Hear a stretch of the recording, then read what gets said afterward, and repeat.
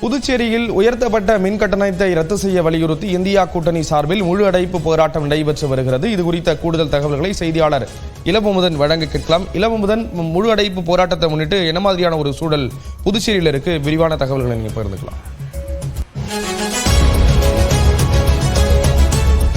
புதுச்சேரியிலிருந்து June மாதம் முதல் மின் கட்டணம் உயர்த்தப்பட்டிருக்கிறது. குறைந்தபட்சம் யூனிட்டுக்கு 45 பைசாவிலிருந்து 75 பைசா வரை உயர்த்தப்பட்டிருக்குது.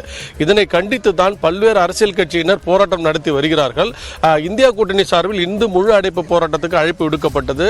இதற்கேற்ப புதுச்சேரியை பொறுத்தவரை அனைத்து சிறு கடை முதல் பெரிய நிறுவனங்களும் மூடப்பட்டுள்ளன.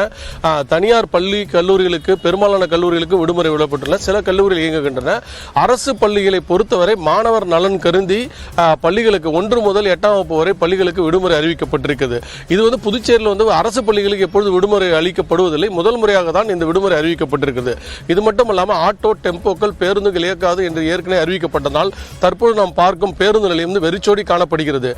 சென்னை செல்ல வேண்டிய சுற்றுலா பயணிகள் இங்கே வந்தபோது அவர்களுக்கு தமிழகத்திலிருந்து, அதாவது தமிழக பேருந்துகள் எதுவும் வராத காரணத்தினால் புதுச்சேரி அரசின் சாலை போக்குவரத்து கழகத்தின் பேருந்துகள் இயக்கப்பட்டன. அவை புதுச்சேரி எல்லையான கோரிமேடு மற்றும் கானகசெட்டிக்குளம் மற்றும் முள்ளோடை வரை இயக்கப்பட்டன.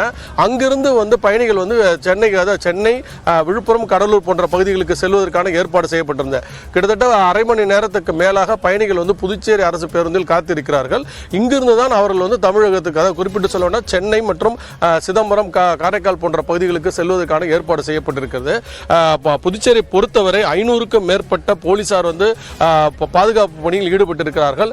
அரசை பொறுத்தவரை அனைத்து ஏற்பாடுகளும் செய்யப்பட்டு இருக்கும் என்று மாவட்ட ஆட்சியர் தெரிவித்தாலும் இந்த பந்தை பொறுத்தவரை முழுமையான பாதிப்பு தான் ஏற்பட்டிருக்கிறது. காலை 9:30 மணிக்கு இந்தியா கூட்டணி சார்பில் மறியல் போராட்டம் நடத்துவதற்கும் ஏற்பாடு செய்யப்பட்டிருக்கு. ஸ்ரீராம், நன்றி இளமுதன் விவரங்களுக்கு.